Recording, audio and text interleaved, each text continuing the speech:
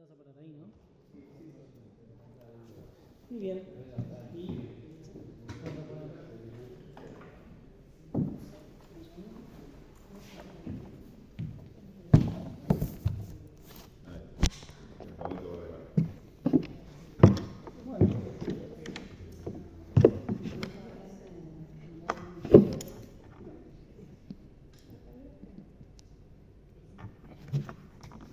listo. Bueno, ahí está. Buenas tardes. ¿Cómo les va? Bueno, acá gracias a Gonzalo por la invitación.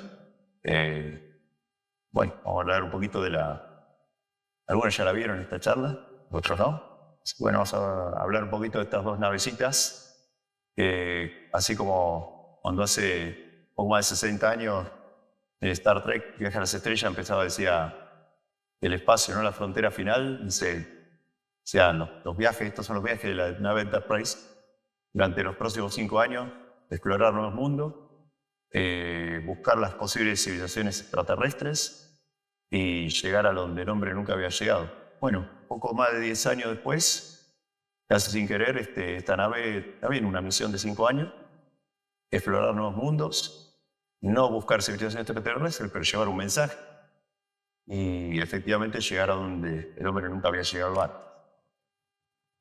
Bueno, los objetivos de la misión originales eran estudiar, visitar Júpiter y Saturno, sus lunas, y después ampliadas a visitar Urano y Neptuno. O sea, últimamente la misión era Saturno y Júpiter. Como antecedente de esta misión y de muchas de las que siguieron después a partir de los 70, tenemos estas tres personas que tuvieron mucho que ver con lo que es los vuelos interplanetarios, ¿no es cierto? Primero tenemos a este hombre italiano, ingeniero italiano, Gaetano Crocco, que propone en la década del 50 utilizar la gravedad de los planetas para desviar las trayectorias. O sea, la idea de utilizar cohetes con grandes tanques de combustible, pero utilizar la gravedad de los planetas para cambiar la trayectoria. De hecho, hace una publicación que dice un año de exploración, viaje de la Tierra a Marte, Venus y la Tierra. Después, ya en la década del 60, tenemos estos dos becarios del JPL, eran jóvenes que entran a trabajar para hacer distintos tipos de investigaciones, y en principio de la década del 60, este muchacho, Michael Minovich, plantea, un poco pensando en esta idea de Crocco, utilizar no la gravedad de los planetas para desviar la trayectoria, no solo, sino que también para impulsar, o sea, robarle un poquito de la gravedad del planeta, de los planetas, para impulsarlas hacia otro destino y casi sin usar combustible, o sea, ahorrando combustible.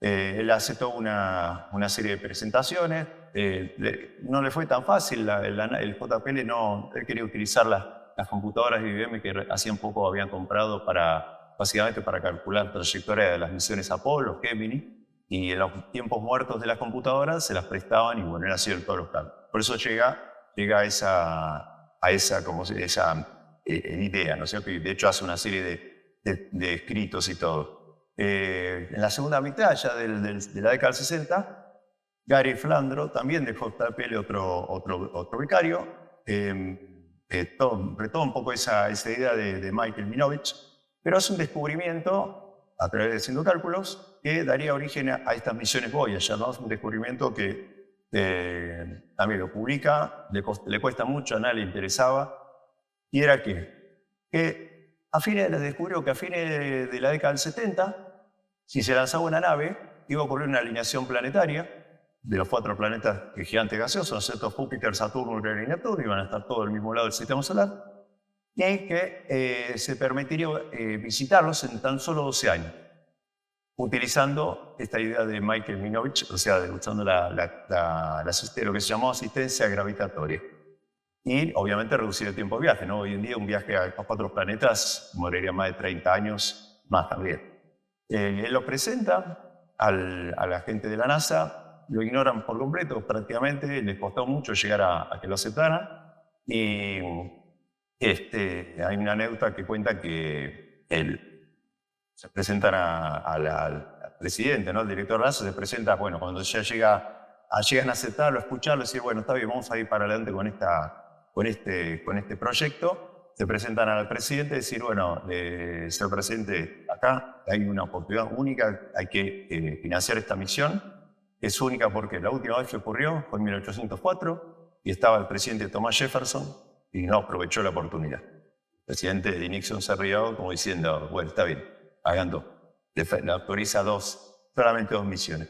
Entonces ya entrando a fines de los 60, principios de los 70, ya, esto es muy largo, la historia se pueden buscarla, la van a encontrar muy interesante. Hubo una serie de proyectos previos que se cayeron porque eran muy caros, hasta que, bueno, avanzan con esta primitiva idea.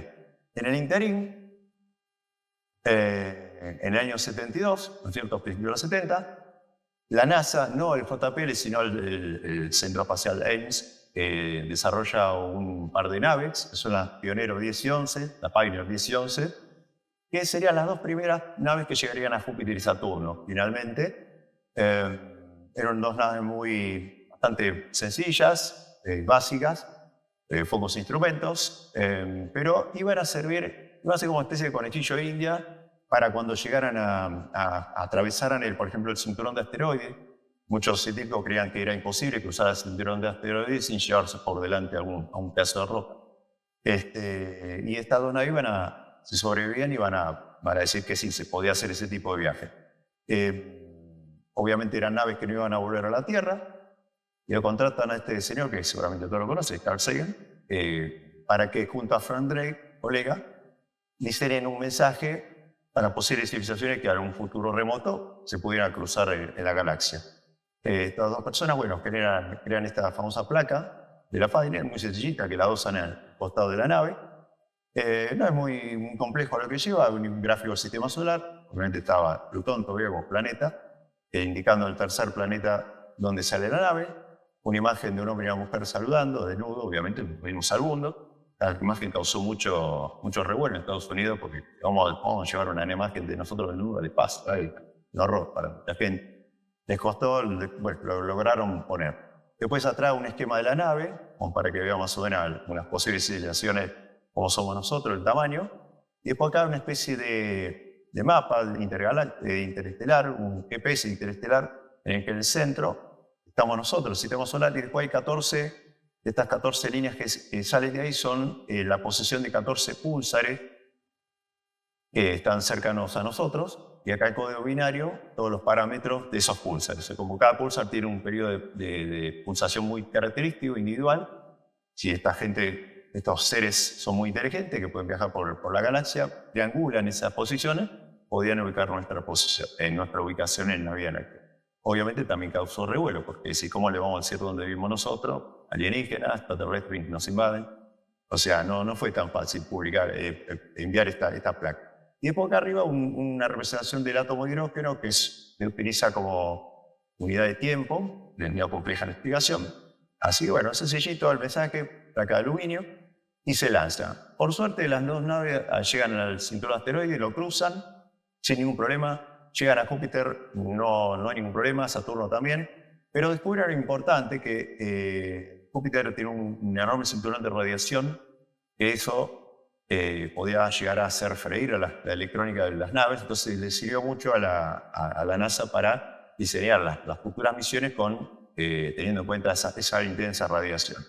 Así que, y las fotos que obtuvieron, si ustedes buscan las fotos de las Pioneer, son muy básicas porque no llevaba una cámara como de fotografía, sino eran un fotopolarímetro, que con eso lograron una serie de fotografías muy rudimentarias. Pero bueno, no dejaron de ser históricos. En ese mismo año es donde se aprueba el proyecto que originalmente se iba a llamar MJS-77, Mariner Júpiter Saturno 1977, un nombre que se le pone ese nombre, se lo bautiza porque va a ser el Mariner 12, va a ser el número, pero después de llegar un momento que eran dos naves nuevas que casi no tenían nada que ver con las Mariner, hasta ese momento tenían un poco de la tecnología, pero no tenían eran totalmente novedosas. Entonces hubo una especie de concurso para darle un nombre nuevo, ¿no?, a la misión. cuenta que se puso un tablero en el JPL y cada uno pasaba y dejaba un nombrecito, ¿no? Bueno, en el año 75 se aprueba Voyager, y recién en el 4 de marzo del 77 la NASA lo publica oficialmente. No le querían poner este nombre, porque Voyager iban a hacer las misiones que iban a viajar a Marte, que después finalmente fueron las Viking. Entonces, como es un proyecto que se canceló antes de las Viking, como eran bastante superdeseos, tenían miedo que si le pusieran Voyager de vuelta a la misión, no lo iban a hacer. Pero bueno, Próspero era muy lindo. Fíjense un detalle, ¿no? En los dos logos, obviamente el logo nuevo, Júpiter y Saturno. Y en la de Voyager, Júpiter y Saturno, nada más, porque era la misión original. Bueno, entonces había que ponerse a trabajar y rápido, porque en solo 5 años tenía que construir todo casi de cero. Se iban a utilizar tecnologías que nunca se habían utilizado hasta ahora. Fue bastante, casi diría como las misiones Apolo, se tuvieron que contrarreloj. Y bueno, llegamos a agosto del 77, por suerte llegaron a tiempo, donde despega primero la Voyager 2, el 20 de agosto, que sería la que finalmente visitaría los 4 planetas. Y en septiembre, el 5 de septiembre, la Voyager 1. Bueno, está buena pregunta y yo iba a comentar, ¿por qué el orden, no es cierto? Porque la Voyager 1, por la trayectoria que le habían programado, se le iba a adelantar a la Voyager 2, iba a llegar primero a Júpiter y a Saturno, que fue la que finalmente llega primero. ¿Y ahora la que está más lejos es? La Voyager 1. Sí, está como a 4.000 millones de kilómetros de distancia, o sea que es una distancia bastante grande. Las dos van cerca una de la otra. ¿Las dos, perdón? Las dos van cerca, las dos cerca. No, ahora después vamos a hablar de las trayectorias. Bueno, acá la tenemos cuando lo estaban terminando de ensamblar. Fíjense que si alguno vio la nave, o esto la voy a mostrar como estaba explicada, están todos pegaditas, como los pétalos de una flor. Y acá lo tenemos el día del lanzamiento. Se lo lanzan en un cohete Titán Centauro. Acá la van encapsulada la nave. Y bueno, es un cohete que era de la Fuerza Aérea, que fue comprado especialmente para estas misiones. Se usó 3 veces nada más, para las 2 Viking y 4 veces, y para las Voyager, nada más. Aparte había otro tema, tampoco por qué no quería la NASA o el gobierno financiar estas misiones tripuladas. De hecho, casi en los 70 no hubo misiones robóticas, porque la nueva estrella de la NASA era el proyecto Transbordador Espacial, que empezó también a principios de los 70. Entonces le ponían todas las fichas, todo el dinero para el desarrollo. Así que, bueno, como les dije, logran lanzarla, no sin muchos sustos. La verdad que yo diría que hoy en día es un milagro que estas 2 naves hayan podido salir al espacio, porque le pasó bastantes cosas en el lanzamiento. Bueno, acá tenemos una modelo en escala natural. ¿Qué les pasó? No, tuvieron problemas con uno de los cohetes esos al costado de propulsores sólidos. No calculaba, no funcionaba bien, entonces como que la nave empezó a despegar y se estaba mandando para otro lado. Tuvieron que recalcular ahí el otro cohete para nivelarlo. Después como que en un momento hay una anécdota que dice que ya estaban, creo, ya habían salido el espacio, no sé si la 1 o la 2, se reveló. No aceptaba comandos. De hecho, salía ahí artículos del diario diciendo que hay un motín en el espacio. Decía, hay 300 millones de anécdotas. Pero bueno, trato de buscar algunas, las principales. Pero esa salió en los diarios. Todo. Esta maqueta, 1 en 1, está en la sala del museo del JPL, en el auditorio del JPL. Y más que nada para que vean el tamaño con respecto a un ser humano. Acá este hombre que está acá falleció este año. Se llamaba Edward Stone, trabajó 50 años en el proyecto, desde el año 72 hasta el 2022. Era el director científico. La verdad que gracias a este hombre se pudo hacer casi todo la parte de ciencia de las huellas. La verdad, un gran Edward Stone. Sí, murió ahora no hace mucho. Bueno, ¿y qué tenemos? ¿Qué vemos en la nave, ¿no es cierto? Bueno, como habrán visto, todas las ondas estas no son muy... son lindas, pero hasta ahí nomás, no son muy... Uno ve las naves de las películas de ciencia ficción, son aerodinámicas, todo. No están diseñadas para lo que van a utilizar, para lo que van a hacer en el espacio. Tenemos la antena, que es lo que más destaca, la antena de comunicación, la alta ganancia, de 3,70 metros de diámetro. La querían hacer más grande. pero resulta que la cofia del cohete no era lo suficientemente grande y la tuvieron que hacer del diámetro que daba. O sea que el diámetro máximo era 3,70 metros. Después tenemos el cuerpo principal de la sonda, que tiene forma decagonal, son 10 lados, que se lo llaman bahías cada uno, y cada uno hay un instrumento, computadoras, cada uno tiene un uso específico, se llaman bahías. Después en el centro está un tanque de un producto que se llama hidracina, que es un gas que se utiliza para mover todas las naves en el espacio, con pequeños chorros, para el posicionamiento. Después tenemos esta que parece una B corta acá, en realidad no sirve para nada, en realidad no sirvió para nada en la misión, sirvió para el lanzamiento, nada más estaban agarradas al cohete y quedaron así, o sea, no tiene nada especial, uso especial. Después tenemos acá unas rejillas de regulador de temperatura, o sea, las persianas, esas rejillas se abrían y cerraban para nivelar la temperatura interna de la nave, ¿no es cierto? Después, bueno, tenemos estas dos plataformas principales que están ubicadas diametralmente opuestas. No es de casualidad, tiene una funcionalidad. Tenemos acá yo diría que la principal, que es la de todos los instrumentos científicos que llevan la nave. Originalmente eran 11 instrumentos científicos que se le instalaron. Los científicos querían ponerle más, pero no había plata y no había espacio. O sea que dijeron, bueno, tuvieron que seleccionar qué ubicar. Obviamente una de las principales son las cámaras, que para la época era bastante moderna, eran más bien cámaras de televisión. Y eran como telescopios pequeños. No piensa que una cámara era una reflex, los lentes eran bastante como los telescopios pequeños, bastante importantes. De gran angular y para primeros planos.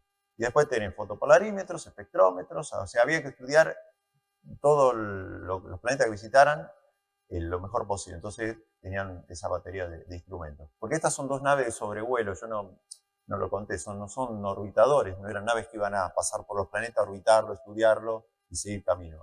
Estas naves pasaban y tenían que estudiar en los días y horas que pasaban, la semana. Pues, si no lograban juntar la información, chau, se perdía todo.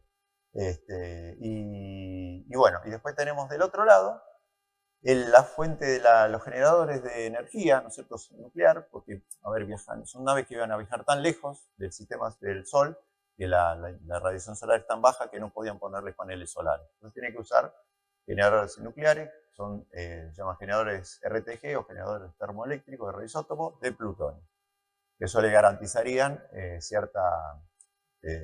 la potencia suficiente para toda la misión. Yo les comentó algo, en forma, otra curiosidad, otro chisme, ¿no es cierto? Estas naves, como les dije, estaban autorizadas nada más el presupuesto para que llegaran a Júpiter y Saturno.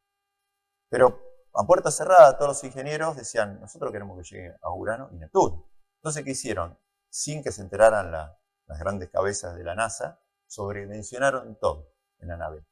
Más energía y amplificadores de señal, todo. ¿Y el argumento cuál era? No, esto lo necesitamos, mentirita piadosa. Por eso pudieron llegar después a Urano y Neptuno. Si no se hubiesen sobredimensionado todos los detectores de señales, todo, no se hubiera podido lograr. Pero fue un secreto, fue total. Y después, bueno, acá tenemos este brazo, que no es una antena, sino es un brazo que era extensible, esto se fue desplegando al lanzarse, donde acá más o menos la pared está por acá, estaría, más o menos, en la punta, un magnetómetro. O sea, se lo fabricó así, se lo hicieron así porque al alejarlo de la nave, las lecturas de campos magnéticos no van a tener interferencia de parte de las computadoras y, bueno, la central atómica, ¿no es cierto? Entonces, por eso se lo ubicó ahí en la punta. Y bueno, por último, un calibrador óptico y radiador de derivación, eso también sería decía, en realidad el uso principal que me parece que era más ¿se apagó? Me parece. No, a ver. Porque entra en modo ¿cómo se dice? De protector de pantalla. Ese calibrador óptico, esa pantalla servía para navegación. Las naves se orientaban en el espacio viendo las estrellas. ¿Sí? Como lo ven, algo que se utilizaba en la época de los antiguos navegantes. Se tenía que orientar con las estrellas. Usaban a Canopus y Alfa Centauro, básicamente, para orientar. Así que bueno, acá está el disquito después que vamos a hablar. Bueno, a ver. Bueno, ¿y cómo se comunican estas naves con la NASA? Esta, y bueno, todas las naves ahora, hoy en día que viajan al sistema solar. Si utilizaron solamente antenas instaladas en Estados Unidos, ¿qué pasa?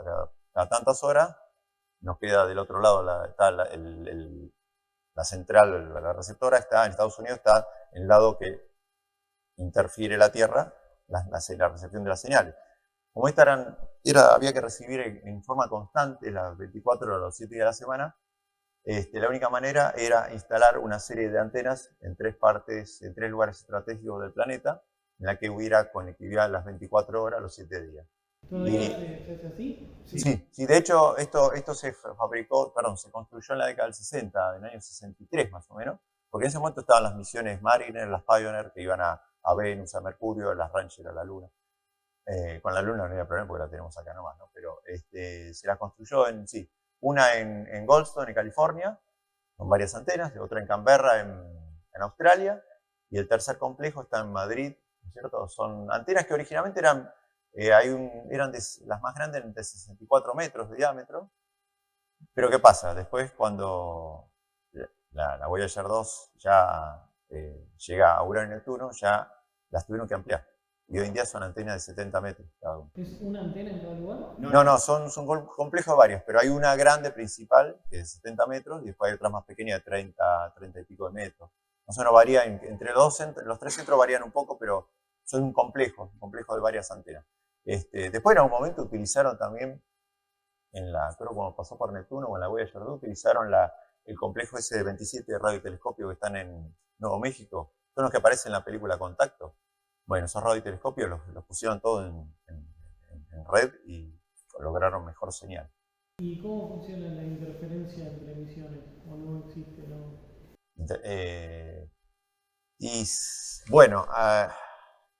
No, en realidad no está todo bien porque hay una página muy buena, si les interesa, se llama DSN Now, o sea, Deep Space Network Now, ahora. Uno entra y en tiempo real están diciendo qué están recibiendo o emitiendo cada una de esas antenas en tiempo real. Y está bueno cuando dice BGR1, BGR2 son de la Voyager 1 y 2, ¿cierto? Pero aparece la New Horizons, qué sé yo, las OJO, todas las ondas que están viajando por el sistema solar. Respecto a lo del tema de interferencias, hay una anécdota que es una tragicomia, ¿no es cierto? En el año 86, siempre fue muy exitoso cada vez que estas dos naves pasaban por algún lugar, ¿no? Ya sea Saturno, Júpiter. Cuando llega el año 86, que tienen que pasar por Urano, ¿qué pide la NASA? Por favor, retrasar el despegue del transbordador espacial Challenger en enero del 86, porque justo en ese momento iba a pasar la Voyager y iba a hacer el sobrevuelo por Urano. Entonces, precisamente para evitar un tema de interferencia, porque iban a estar las comunicaciones muy intensas con el transbordador Challenger, la NASA dijo, el gobierno en realidad, Casa Blanca dijo, no, esta misión había que lanzarla, esta del transbordador, porque iba por primera vez a viajar un civil, una maestra, y bueno, lamentablemente pasó lo que ustedes todos saben que pasó. La cuestión que fue, de toda la misión Voyager, el paso por Urano fue el menos el que cubrió el periodismo, todos los medios. O sea, durante todo ese tiempo no se habló nada más que el accidente del transbordador. Obviamente lograron hacer los registros, todo, pero pasó medio sin pena ni gloria. Porque justo coincide, enero del 36. Pero no, obviamente está todo más o menos controlado. Respecto a eso también voy a hacer un comentario un poquito más adelante. Así que bueno, con eso se comunican estas naves. Bueno, unos días después que se lanzan, en septiembre, del 18 de septiembre, de unos 11 millones de kilómetros, se logra esta primera imagen histórica, que es ver la Tierra y la Luna juntas en una sola imagen. Nunca se había logrado esto, o sea, siempre era ver la Luna desde la Tierra o la Tierra desde la Luna, ¿cierto? Así que bueno, y de paso probaban las cámaras funcionaron, evidentemente. Bueno, pasan 2 años de navegación crucero, y la Voyager 1 llega a su primer destino, que es el planeta Júpiter, y ya desde varios millones de kilómetros, con las cámaras de sea, las misiones estos pasos tenían 3 fases, ¿no es cierto? Observaciones lejanas, encuentro cercano y después, bueno, el encuentro de ya una vez que la nave se iba, ¿no es cierto? Ya se empezaban estas imágenes que para la época, es una imagen de esta para el año 79, era algo histórico, porque todas las mejores fotos que había de Júpiter eran horribles, de los observatorios. Yo creo que cualquier aficionado hoy en día saca una foto mucho mejor que las que había en esa época. Entonces imagínense ver esta foto en el año 79, era algo que sorprendía, ¿no? Ver Júpiter en todo su esplendor, con sus sistemas de nubes, ¿no es cierto? Acá lo tenemos, a ver, ahí está.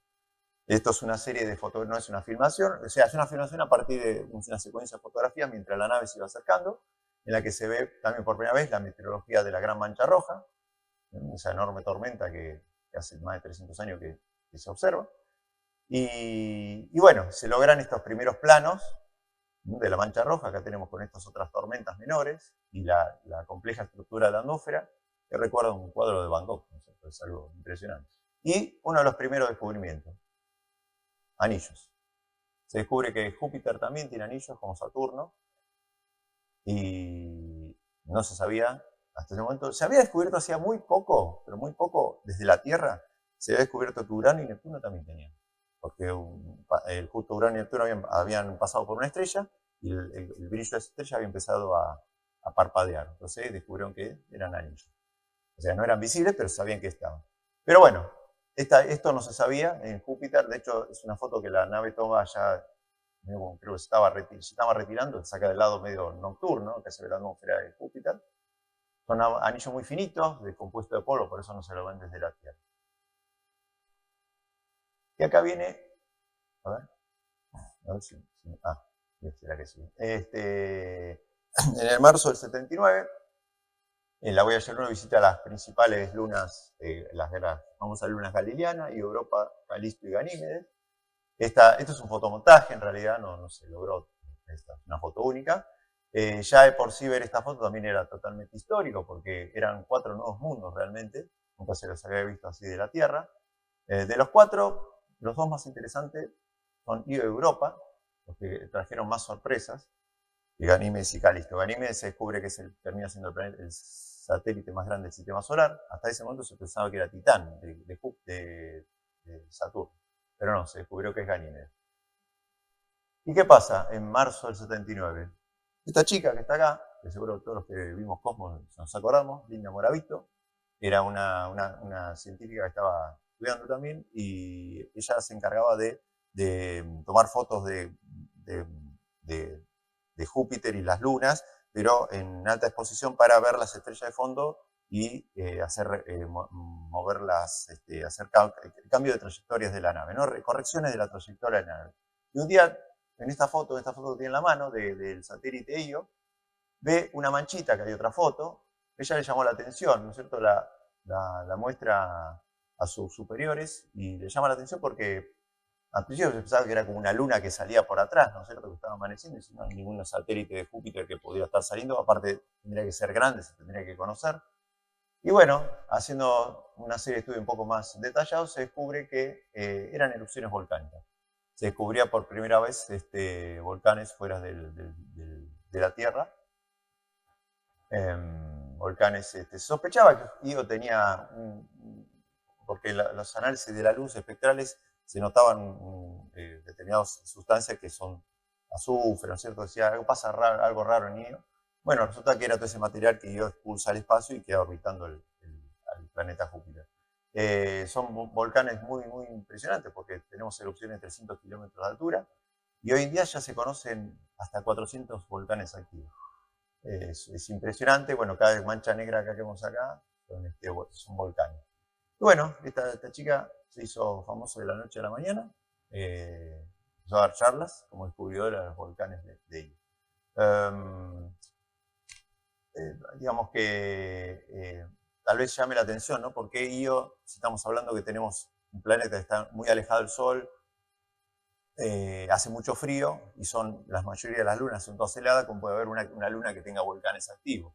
Y la explicación está que Io es una de las más internas de las galileanas, y está sometido a unas intensas mareas gravitatorias. Entonces hace que pobre Io sea estirado y aplastado como una pelota de goma. Entonces la roca, por la fricción, se empieza a fusionar y se funde y bueno, se generan los volcanes. Si estuviera un poquito más cerca de Júpiter, directamente es destruido el satélite.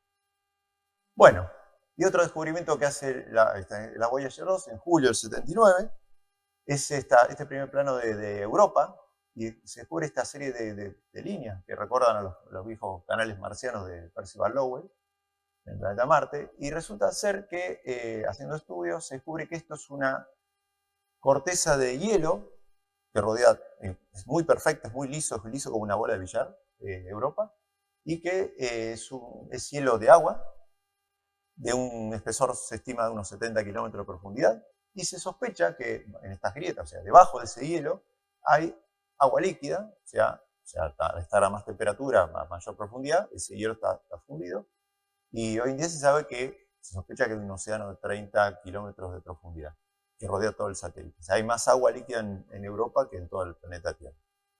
De hecho, hace poquito se lanzó una sonda, Europa Clipper, que en el año 2030 va a llegar a este satélite para estudiarlo en detalle y, bueno, definir a ver si realmente ese agua tiene algún tipo de sustancia típica de la vida, ¿no es cierto? Va a ser interesante eso. Pero bueno, es la Voyager 2 la que hace este descubrimiento. Bueno, acá tenemos un gráfico con la trayectoria de las dos naves, de sobrevuelo por las lunas. Todo esto se iba cargando en la... yo les dije algo respecto de las computadoras de la nave, ¿no es cierto? Estas naves llevan 3 computadoras de apenas 69 KB de memoria. O sea, nada. Cualquier foto de baja resolución en internet pesa más que toda la memoria que tienen las tres computadoras de cada nave. Yo creo que un control remoto de un auto, la llave de un auto tiene más tecnología. Y muchas de las instrucciones que tenían se las fueron cargando a medida que las naves estaban viajando. O sea, ya no salieron de tierra con todos los programas. Prácticamente tenían lo mínimo indispensable para funcionar y de a poquito le iban cargando comandos e instrucciones al día de hoy, ¿no es cierto? Y borrando los que no necesitaban. Había que, ¿cómo se llama? Aprovechar esos 69K, utilizarlo lo mejor posible, administrarlo lo mejor posible. Una de las cosas que tenían que hacer, por ejemplo, que le fueron agregando ya sobre la marcha, eran estos sobrevuelos, ¿no es cierto? Las trayectorias.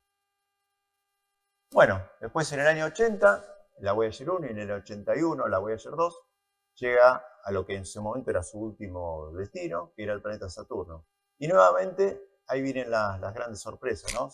Por primera vez se descubre en detalle, se puede ver los anillos, la Tierra no se lo podían ver, más que una línea sólida, algo plano. Se nota las formas que tiene, ¿no? Las texturas. Son miles de anillos como si fueran surcos de un disco. Bueno, se descubre que en realidad son millones de bolas de hielo que orbitan el planeta, en el Ecuador, y se logran estos primeros planos que acá en la Tierra sería imposible, ¿no? Esta la toma, creo que es la Voyager 2, cuando ya estaba yendo de Saturno. Nunca la podríamos sacar, esta foto de la Tierra, siempre a Saturno lo vemos así, pero bueno, se ve la sombra del planeta proyectada sobre los anillos. Y la Voyager 1 tiene una misión principal, que es la de visitar a Titán. Ya desde que se las iba a lanzar, a todos los científicos les interesaba mucho que la nave llegara, una de las dos naves al menos, llegara a Titán. Porque era una luna, se pensaba que era la más grande del sistema solar y que era muy interesante por los estudios que se hacían desde la Tierra. Así que había un problema, porque si la Voyager 1, que era la que estaba designada a pasar por Saturno, por Titán, no podía lograr el sobrevuelo, había que sacrificar a la Voyager 2 y reprogramar su trayectoria para que pasara por Titán. O sea que los científicos cruzaban los dedos y decían que por favor que no falle la 1, porque queremos llegar puertas adentro, ¿no? Queremos llegar a Urano y Neptuno. Porque el sobrevuelo implicaba pasar por abajo, conocían por el polo sur de Saturno, y pasar, digamos, de esta manera por Titán, sobrevolándolo, y después elevarse sobre el plano del sistema solar. No iba a seguir en línea, ¿no?, paralela a los planetas. Por suerte anduvo bien. En el interior hubo una serie de problemas. Otros problemas que hubieron fueron con la plataforma de los instrumentos. Lleva una serie de motores que permiten mover las cámaras, los instrumentos, de distinta manera, ¿no? Eso tiene motores que están en su momento bien lubricados, pero resulta que en un momento, con el uso excesivo, se atascaron. Se atascó primero en el año 78, después en el año 79 con una, después con la otra. No había manera, no se podía mover. quedaron trabados. Y si no se podía mover, se iban a perder todas las fotos de Saturno, todas las de Júpiter. Entonces le tuvieron que hacer, como no podían mandar a nadie hasta allá, hicieron un poco de kinesiología y de a poquito le empezaron a mandar comandos que se movieron para un lado, para el otro. Muy despacito, apenita. Y a poquito se empezó a destrabar y bueno, lograron destrabarlas en Azimut. Básicamente era el problema que tenían. Así que no les fue nada fácil llegar acá. Bueno, acá, esto también que tenemos un fotomontaje, como el de Júpiter, con sus principales lunas. Ahí descubren también que una de sus lunas, el Célado, de Saturno, también está rodeada de hielo, como Europa, y tiene agua, géiseres de agua líquida, géiseres o ya volcanes, que se le dice. Después, obviamente, de estas naves serían la Cassini, la Galileo, Júpiter, las que estudiarían más a fondo, pero estas dos naves ya eran orbitadores, iban a ir a Júpiter y a Saturno, orbitar. Bueno, bueno, ya acá la misión estaba técnicamente terminada y había sido un éxito total, las naves funcionaban muy bien, la memoria de las computadoras funcionaba bien, tenían energía de sobra, estaba muy entusiasmada la NASA y el gobierno entonces decide financiar, por fin, prorrogar la misión hacia Urano y, si andaba todo bien, hacia Neptuno. Entonces respiraron todo bien todos los ingenieros del JPL. ¿Y cómo justificás tirar dos que hasta ahí hicieron casi lo mismo? No, porque en realidad, a ver, acá tengo este gráfico, el que sigue. Las dos tenían distintas misiones, ¿no? O sea, la 1, por ejemplo, tenía como misión principal llegar a Titán, pasar por Titán. Fíjense como lo que les decía, digamos, filó para arriba, ¿no? Para arriba del sistema solar, para el plano del sistema solar, se fue para arriba, se elevó. En cambio, la Voyager 2 no, la Voyager 2 siguió más o menos en el plano. Pero aparte, una estudió determinadas lunas, otra estudió otras, ¿no es cierto? ¿Y los instrumentos eran los mismos? Sí, aparte, a ver, respecto a los instrumentos, sí, y se tenía que todo tomar en tiempo real. O sea, las dos naves no llevan discorrigio, piensen que las computadoras que llevan son del año 72, o tecnología del año 70, 71, en el 72 se aprobó el proyecto, no había microprocesadores, no había disco rígido, no había nada. O sea, todas las naves tenían que tomar todas las imágenes, las lecturas científicas de ondas de radio, de espectrometría, todo, y enviarlo en tiempo real a la NASA. Y tenían problemas cada 2x3 con las comunicaciones por el tema básicamente climático, ¿no es cierto? Acá en la Tierra a veces había interferencias. Pero para ello, las naves que llevan, las dos llevan una especie de grabadora de cinta, un TTR que le dicen, que permitían grabar como máximo hasta unos 64 megas, que para la época era mucho, y tenían determinados comandos, son semi-inteligentes las naves, ¿no? Cuando no recibían comunicaciones se activaban un sistema de seguro, que se dice, y se activaban determinadas, por ejemplo, tenían que pasar por Saturno y había problema de comunicación con la NASA, se activaban ese modo seguro y empezaba a grabarse todo, se grababa todo, porque no lo podían transmitir, porque no había comunicación. Entonces se grababa todo, se hacía un backup, y después cuando la nave tenía de vuelta comunicación con la Tierra, ahí se descargaba toda la información, cuando se recibía, se borraba la cinta. O sea, esas cintas se utilizaron durante más es más, el de la Voyager creo que las dos todavía se siguen usando después de 47 años. Los ingenieros que fabricaron, la empresa que fabricó esas dos unidades de cinta, dice que tenían capacidad, estaban diseñadas para el equivalente a 4.000 kilómetros de funcionamiento, ¿no? Esa cinta, o sea, tenía para mucho baqueteo. Así que, o sea, si bien la comunicación era en tiempo real, tenía una especie de seguro de no perder información. Igual, de todos modos, en Saturno hubo un problema que se perdió una serie de fotos, imágenes, porque hubo un problema de comunicación por un tema climático y no logró, hubo un problema técnico en la nave que no logró grabar todo. Así que no, tuvo bastante sobresalto las dos naves, pero así todo logró, toda la maravilla que hizo, la lograron hacer perfectamente. Bueno, y ahí llegamos al 86, donde ya, hacia la Voyager 1 ya estaba terminada su misión, porque ya al viajar por encima del sistema solar no podía visitar los otros planetas. Ya estaba terminado, su trabajo estaba terminado por el momento. Entonces, en el año 86 llega la Voyager 2 en enero a Urano. Si las otras fotos eran históricas, estas son mucho más históricas, porque Urano desde la Tierra, seguramente habrán visto, apenas una bolita chiquitita, una manchita, no se ve nada. Y se lograron primeros planos por primera vez, primera y única, hasta ahora ninguna otra nave llegó a Urano, y de sus 5 principales lunas, que son Titania, Oberón, Umbriel, Ariel y Miranda, las principales lunas, se descubren 10 lunas más, y se logra fotografiar en detalle sus anillos. Urano está inclinado a 90 grados, o sea, los anillos están en forma vertical.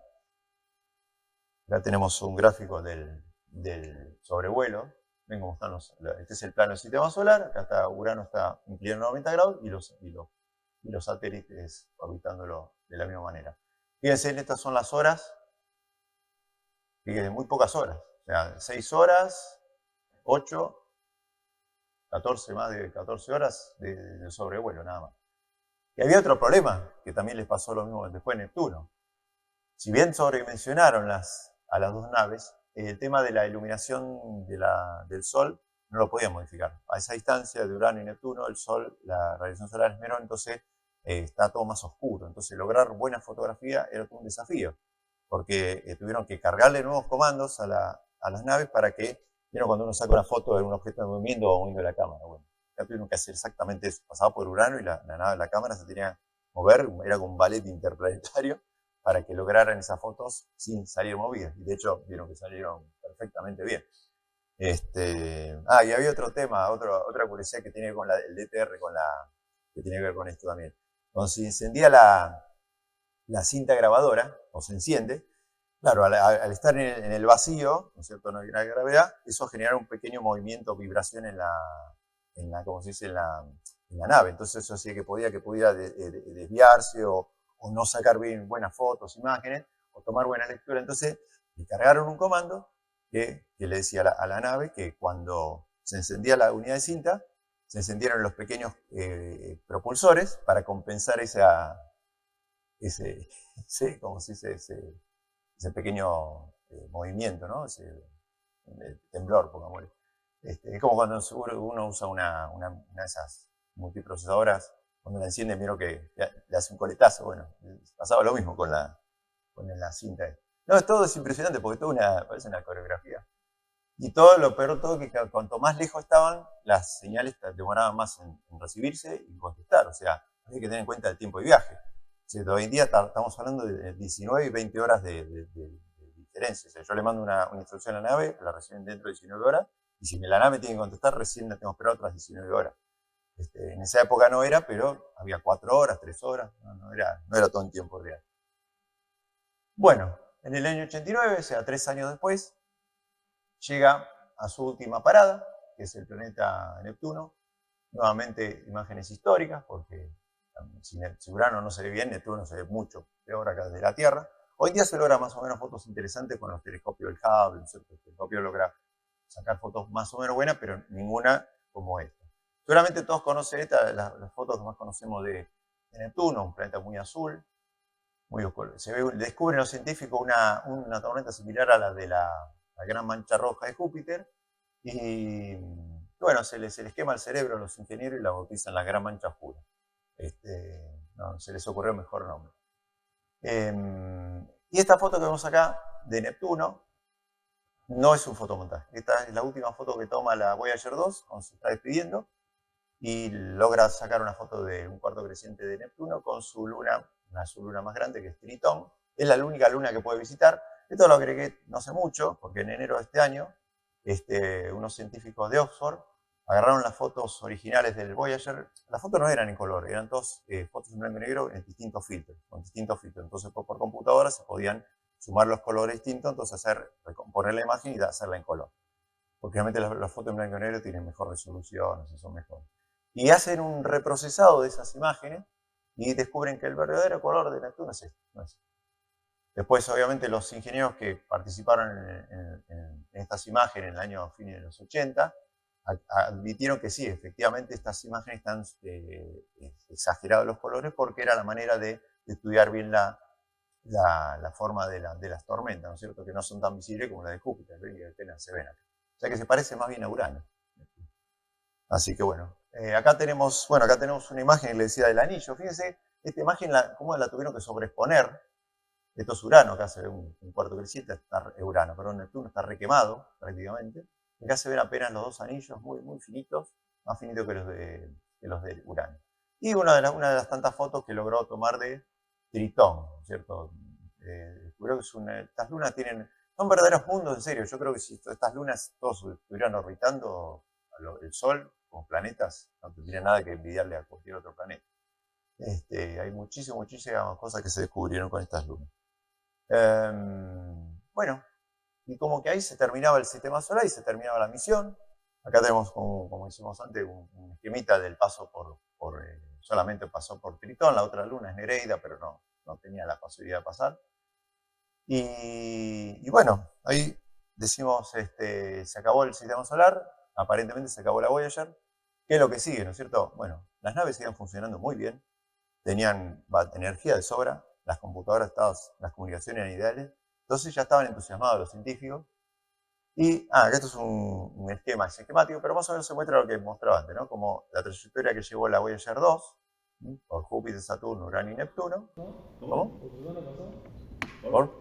No, había, entre los proyectos originales estaba una misión que era Urano, era Júpiter, Saturno, Urano, y después otra era Urano y Neptuno, Plutón. Se pensó en un momento, pero era costosísimo y... No estaba alineado Plutón, no, Plutón estaba... Pero sí lo podía llegar pero no. Pero había a fines de los 60, a principios de los 70, un primer bosquejo de misión que contemplaba Plutón también. Así que bueno, acá pasó la 2, pasó por Júpiter, Saturno, Urano y Neptuno, y la 1, en su misión exitosa por Titán, se elevó por el plan del sistema solar y como que su misión fue temprana. Esto en realidad fue interesante porque como ya las naves todavía siguen funcionando, ¿qué dice? La NASA dice, bueno, vamos a seguir financiando la misión, pero esta vez ya no para estudiar el sistema solar, sino para estudiar qué hay más allá, ¿no es cierto? Era un territorio totalmente desconocido. ¿Qué pasa? Dice, bueno, vamos a ahorrar energía. Si bien tenía energía, dice, vamos a ahorrarla para hacerlo durar lo más posible.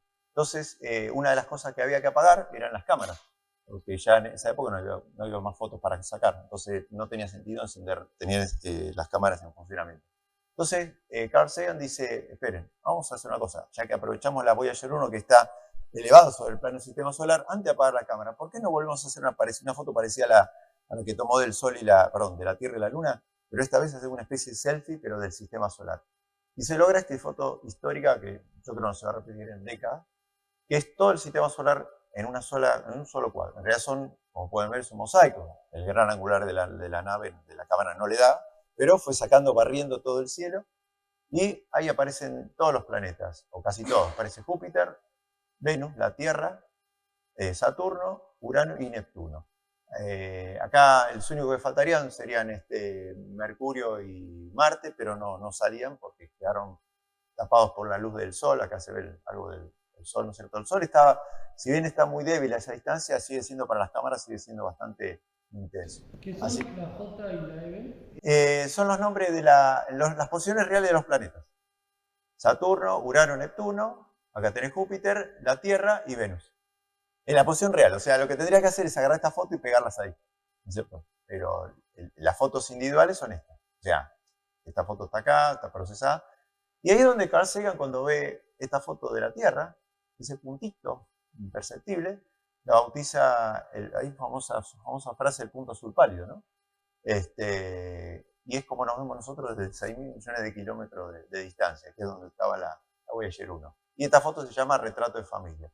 Esta, si la encuentran, la buscan en internet, la van a encontrar en alta resolución, pueden ver bien. Pero es una foto histórica. Ya digo, te van a pasar generaciones que no creo que se pueda volver a repetir. Y ahí sí, apagan todos los instrumentos que no funcionaban. De hecho, se fueron apagando después, originalmente eran 11 instrumentos, y al día de hoy, con el último apagado hace 15 días de la Voyager 2, les quedan 4 instrumentos a cada nave encendida. Bueno, entonces le cambian el nombre a la misión. A los norteamericanos les gustan estas cosas, entonces las llaman BIM, Voyager, ahora ya pasan a llamarse Voyager Interstellar Mission, ¿cierto? Ya tienen otra nueva misión. Bueno, desde el año 90, esto fue en el 14 de febrero del 90, hasta el año 2012, la sigue monitoreando y llegamos ya más acá hace 12 años nada más, en agosto de 2012, que detecta que la Voyager 1 aumenta las señales de radiación cósmica y disminuyen violentamente las del viento solar, ¿no es cierto? O sea, las de partículas que emite nuestro Sol. Casi violento, digamos, es brusco el cambio. Entonces, todos los científicos llegan a la conclusión que la Voyager 1 estaba por cruzar la heliopausa, que es digamos, uno de el borde, digamos, del área de influencia del Sol, por lo menos de la burbuja electromagnética, y entrando al medio interestelar. O sea, se iba a convertir en agosto de 2012 en la primera nave interestelar de la humanidad. No recuerdo, estas noticias salieron en todos los diarios. Y a partir de esto estudiaría el medio interestelar. Es como el equivalente a la Tierra sería como estudiar el espacio desde fuera de la órbita. Vieron que acá, desde la Tierra, tenemos, gracias a la atmósfera, no podemos ver el universo en ondas de, en rayos X, rayos gamma. Tenemos que poner satélites en órbita fuera de la atmósfera. Bueno, el equivalente en estas Voyager es esto, ¿no? O sea, es cruzar la heliosfera, esa burbuja protectora. Unos años después, 2018, hace 6 años nada más, la que logra ese segundo hito es la Voyager 2, convirtiéndose en la segunda nave interestelar. Bueno, más o menos estos son los parámetros más o menos de hoy en día de las dos naves. En promedio viajan entre 16 y 17 kilómetros por segundo las dos naves. ¿Qué pasa? Otra cosa que no contaba. Cuando las naves iban pasando por los distintos planetas, estos planetas, la gravedad los iban acelerando. O sea, cuando pasó por Júpiter, como si fuera una onda, lanza una onda con una piedra al espacio, al aire, las impulsó a Saturno. Cuando llegó a Saturno, fue impulsada por la gravedad de Saturno-Urano y hacia Neptuno. Entonces, por eso adquirieron esta velocidad. Cuando lanzaron en la Tierra no la tenían, viajaban mucho más despacio, solo unos 60.000 kilómetros por hora, más o menos. Recorren más o menos entre 470 y 540 millones de kilómetros por año. Y la Voyager 1 en 2003 y 2004 y la 2 en el 2007 alcanzaron la onda de choque de la heliopausa, que digamos, sería la frontera, ¿no? Donde las cosas ya empiezan a equipararse, ¿no? O sea, la radiación interestelar con la radiación de la heliosfera. La alcanzaron entre 2003 y en 2007, ¿no es cierto? Y actualmente la Voyager 2, más o menos me preguntaban por acá, está la Voyager 2 a 20.600 millones de kilómetros y la Voyager 1 a 24.700 millones de kilómetros. Esto está en constante cambio. Hay otra página muy linda que se llama Voyager Mission Status, que en tiempo real le aparece un reloj, el cuenta vuelta va pasando y le dicen la velocidad, la distancia que están. Así que en un día pueden hacer el experimento cuando se levantan, a qué distancia están y cuando se van a dormir, cuánto recorrió las dos naves en un día. Acá tenemos un diagrama de la heliosfera, que tendría que ser esférica, pero en realidad como una burbuja, pero en realidad parece un cometa, porque es el viento interestelar, ¿no? De rayos cósmicos tan intenso que como que la sopla, ¿no? Como si fuera la cola de un cometa. Bueno. Y el estatus actual de la misión, como decías, es estudiar datos nada más que de los rayos cósmicos, más allá de la heliopausa.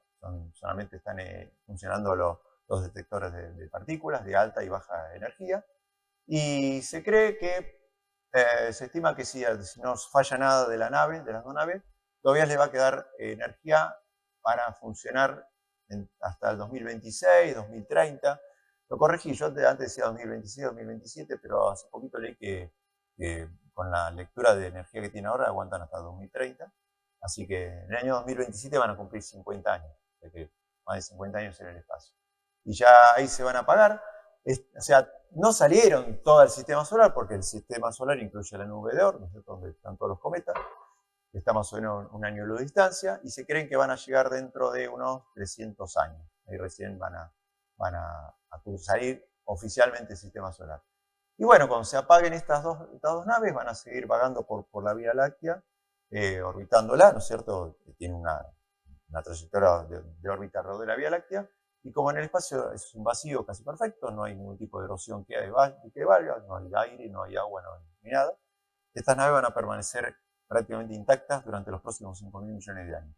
O sea, va a desaparecer el Sol, va a desaparecer la Tierra, vamos a desaparecer nosotros, y estas dos navecitas van a seguir girando la Vía Láctea. Por lo menos 20 vueltas, o sea, a la Vía Láctea.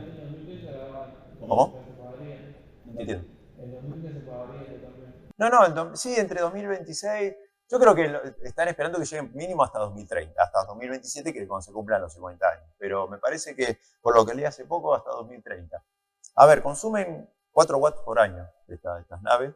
Cuando las lanzaron, proveía esta fuente nuclear unos 470 watts y ahora proveen 250 más o menos. O sea, la van monitoreando. Hace poco también ocurrió algo que eso viene de la famosa frazada corta. Resulta que, vieron que les dije que la nave tiene que estar constantemente apuntando a la Tierra para recibir y mandar instrucciones. Eso se encarga de unos pequeños cohetitos, unos propulsores que hacen que hagan pequeñas correcciones. Esas pequeñas toberitas, propulsores, con el paso del tiempo se fueron tapando, ¿cierto? Como si fuera una especie de arteriosclerosis. Y la intensidad del disparo no es suficientemente potente como para mover las naves. Entonces, habían unos como le dicen, unos propulsores que se habían apagado hace muchos años, que ya estaban un poco tapados también, pero no tan tapados como los que se estaban usando. Entonces dice, bueno, apagamos estos otros, encendemos los otros, los que están un poquito más destapados, pero dice, pero estos propulsores hay que calentarlos, ¿no es cierto?, antes. Y eso implicaba un gasto de energía que casi no se dispone. Entonces dice, bueno, hay que apagar un instrumento para derivar esa energía a los calentadores de los propulsores. ¿Y cuál instrumento apagamos? Y bueno, elegían alguno de los 4 que quedan funcionando. Dice, pero si los apagamos ahora, tenemos miedo que no lo volvamos a poder encender.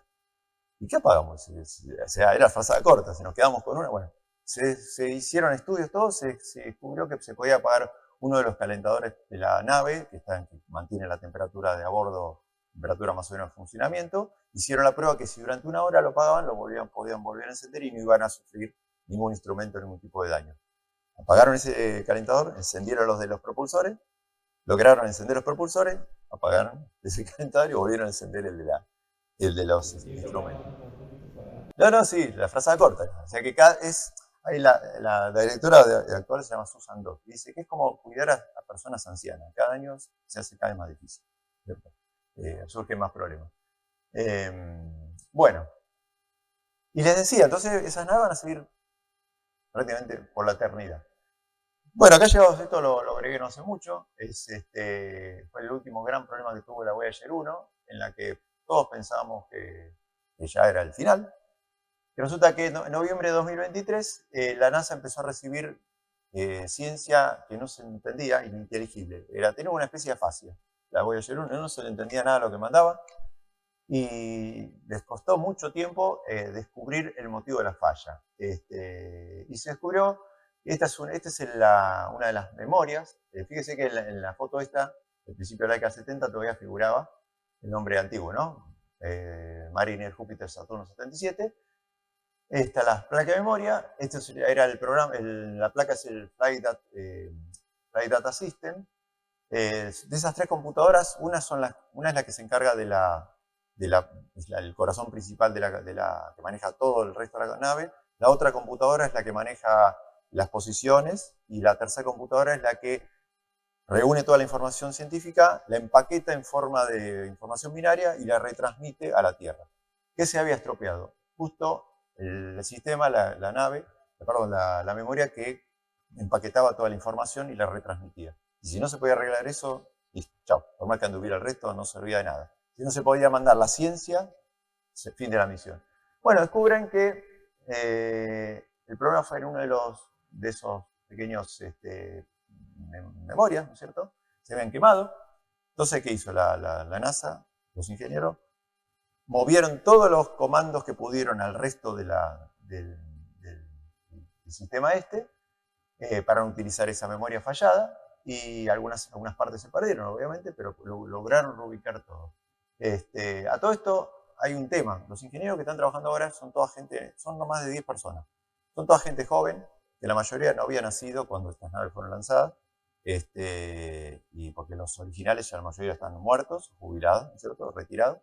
¿Y qué tuvieron que hacer? Ir a los archivos de JPL y agarrar terribles biblioratos de papel, o sea, nada de cinta, de backup hecho en computadora, a revolver viejos papeles, empolvar y aprender a programar esto, a buscar, o sea, ver una tecnología que para ellos es totalmente obsoleta, ¿no? Para todos nosotros obsoleta. Pero lo lograron hacer recién en junio de hace poquito, lograron la reparación y lograron, después de ya varias semanas, que empezara la nave a mandar ciencia de vuelta. Y todos respiraron contentos. También de esto salió en todos los medios, por lo menos los gráficos. Y acá aprovecharon a hacer un mantenimiento a la unidad de cinta. ¿Ven cómo es? Es una vieja unidad de cinta. Una de las dos. Bueno, y como les decía al principio, como estas naves no iban a volver a la Tierra, como lo hicieron las Pioneer 10 y 11, entonces la NASA decide esta vez mandar otro mensaje, ¿no es cierto? Otro mensaje a posibles seres extraterrestres. Pero esta vez, como la nave era mucho más importante, todo mucho más nuevo, más moderno, no dijeron vamos a mandar una placa, sino vamos a mandar algo que era lo mejor que se podía mandar en esa época, que era un disco fonográfico en la que se pudieran enviar imágenes, sonidos y música. Resulta que en la NASA, junto a John Cassini, que era el segundo ahí principal de la misión, le encargan de vuelta a Carl Sagan para la confección de este mensaje. El disco no es de oro, se llama Golden Record, disco dorado, pero es un disco de cobre recubierto en oro, ¿cierto? Básicamente de cobre. Y no es muy distinto que cualquier vinilo que compramos en la disquería y lo ponemos. La diferencia es que los vinilos funcionan a 33 revoluciones, medio creo que es, y esto funciona a la mitad, a 16. Porque de esa manera iban a lograr poner más datos, más información. Toda la información que va ahí está digitalizado, ya no es analógico. O sea, si fuera analógico creo que tendría que ser como 5 o 6 discos. Y bueno, acá tenemos también, esto fue también más a contrarreloj, porque esto lo probaron en el año 76, un año antes de que la nave se lanzara. O sea que había que, primero, buscar que fabricara el disco, qué contenido se le iban a poner. Un trabajo que trabajó Carl Sagan con la que era en ese momento era su esposa y la que iba a ser su futura esposa y el resto de un equipo. Eso está todo en el libro Murmullo de la Tierra. Si no lo leyeron, búsquenlo porque es espectacular ese libro. Tengo que hacerlo prácticamente en un año. Bueno, acá lo vemos en el proceso de fabricación, el control de calidad. Acá ya encapsulándolo, ¿cierto? Es una funda de aluminio bastante gruesita que garantizaba la protección, ¿no es cierto? Y que sobreviviera a los micrometeoritos y, ¿no es cierto? Y otros tipos de cosas que le pudieran pasar a la nave. Y acá lo vemos cuando un técnico la está finalmente colocando en el exterior. En un primer plano. Del lado que va más interno de la nave, viajan lo principal, que son los saludos y las fotos. Después del otro lado va la música, parte de la música, lo menos, entre comillas, interesante. O sea, lo que va a perdurar durante miles y millones de años seguro es la cara interna, y la externa probablemente tenga algún tipo de deterioro. Esto acá han visto, que se ve acá, este dibujo que siempre aparece replicado muchas veces. Esto ni más ni menos que un manual de uso de instrucciones del disco, ¿cierto? Tiene que estar escrito en un lenguaje que sea universal, que es el lenguaje de las matemáticas, tanto binario. Bueno, básicamente tenemos al disco visto desde arriba y de perfil. Va una púa, viaja una púa en una cápsula de una púa para poder tocarlo. No viaja un tocadisco, porque yo estuve buscando eso, revolví cielo y tierra en internet, porque no hay ningún lado que lo diga, ni siquiera en el libro, Murmullo de la Tierra, porque me preguntan, ¿va un tocadisco o no un tocadisco? No va un tocadisco. Pero lleva las instrucciones de cómo, todos los científicos dicen, si hay gente que puede viajar entre las estrellas, pueden fabricar como si fuera un Champollion que descubrió con la piedra Rosetta, descifró los jeroglíficos, puede descifrar esto también, o fabricar un reproductor. Pero están las instrucciones. Acá las instrucciones de cómo decodificar las imágenes. Las imágenes son una vieja imagen de televisión, un barrido creo que son 500 líneas, 512 líneas, lo dice. Y si anda todo bien, y si las ingenian, la primera imagen que van a ver es un rectángulo con un círculo en el medio. Vuelve a aparecer, fíjense, aparece el GPS, famoso, como digo yo, GPS, el mapa de los púlsares, y el átomo de hidrógeno. Así que bueno, muchos dicen, pero esto lo van a poder encontrar, y la posibilidad es muy baja, porque piensen que es una nave oscura, tiene el tamaño de un colectivo, y en el espacio no hay nada que diga, acá está la Voyager, ¿no es cierto? Se la tendrían que llevar por delante y la posibilidad es mínima. Y bueno, ¿y qué lleva el disco? Saludos en 56 idiomas. entre ellos el presidente y el secretario general de la ONU en ese momento, unos 12 minutos del sonido representativo de la Tierra, todo por orden cronológico, ¿no? Primero el viento, lluvia, sonidos de volcanes, terremotos, y los últimos sonidos que se escuchan son los más modernos, ¿no? Computadoras, un avión. Después hay también un beso, risas, latido del corazón, y las señales electroencefalográficas de una mujer, en especial es la de Andruyan,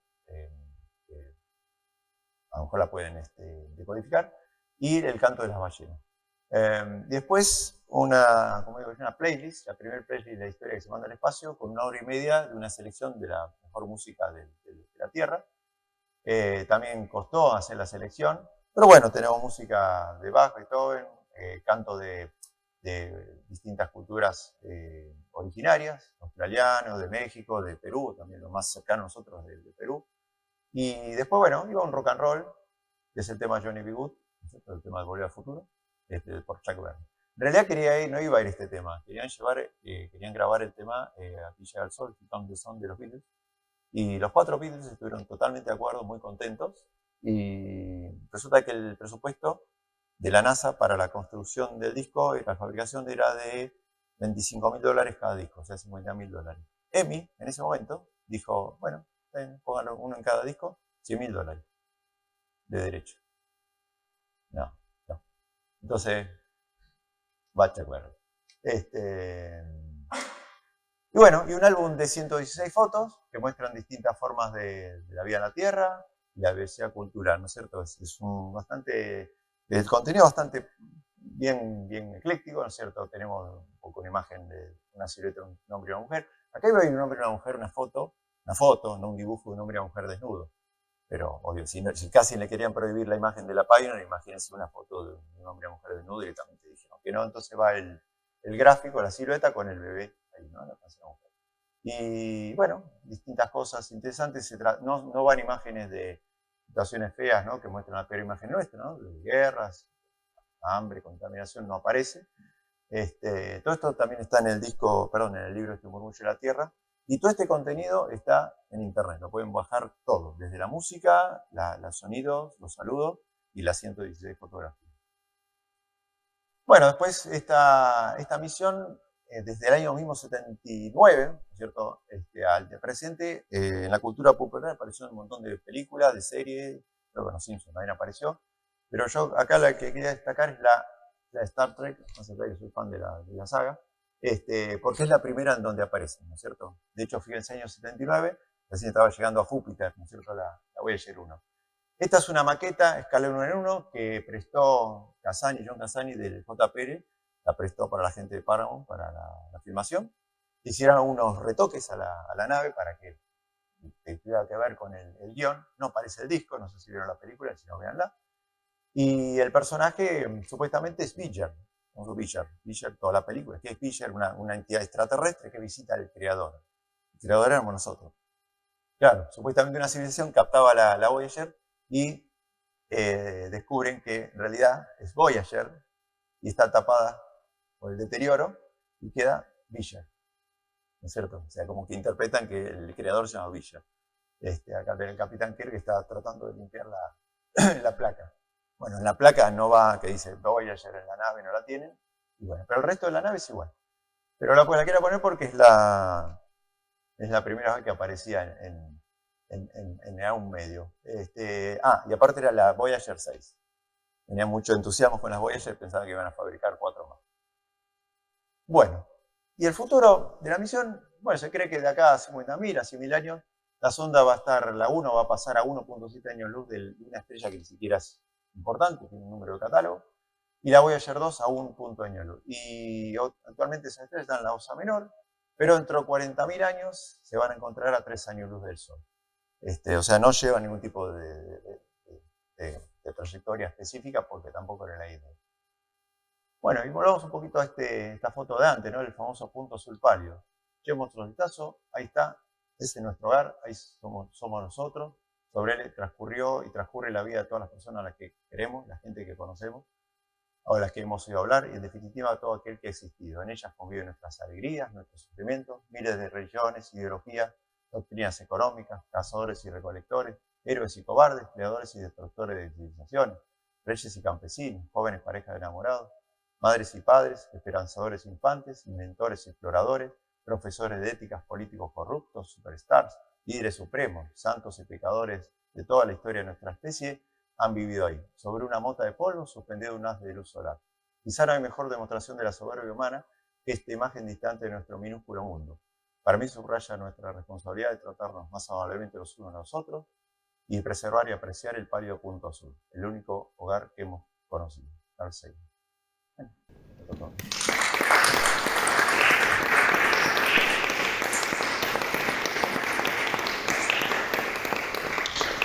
Bueno, ¿Las dos se siguen transmitiendo o ya no? las dos. Las dos transmiten. Es más, te vas a tu casa, ponés DSN Now, fíjate, por ahí estés bajando datos ahora, en tiempo real. Sí, las dos siguen transmitiendo. Lo que pasa es que las señales demoran, son más débiles y demoran más horas, ¿no es cierto?, en llegar. Pero a veces se usan las antenas estas para captar un poco más de señal. No, funcionan, andan, las dos perfecto. Es increíble, ¿no? Eso es una patada a la famosa obsolescencia programada, ¿no? Casi 50 años en el espacio y todavía funcionando. Así que, bueno, ¿qué te hacer alguna pregunta? Tantas anécdotas para contar de esto. Sí. ¿Sale? Esto ha sido todo. Bueno, vamos a... Les muestro arriba si quieren. Muchas gracias. Gracias a No, vos. yo. Estuvo buenísimo. Hay una anécdota. Y resulta que el que en ese momento príncipe Carlos, naciones de Inglaterra, de JP en el año 78 creo que fue, todavía no había llegado a Júpiter. Y dicen que le programaron un comando para que él papetara el botón y la mandara a las huellas de Google. Entonces las malas lenguas, la gente es mala, ¿no? Comenta, dice que durante esos minutos, el tipo que estuvo, esa hora que estuvo en el JPL, la NASA tuvo 2 antenas más receptores. Pero la anécdota es cierta. Sí. Tipo, las orejas. Pobre, dice, me lo gastan. Sus orejas.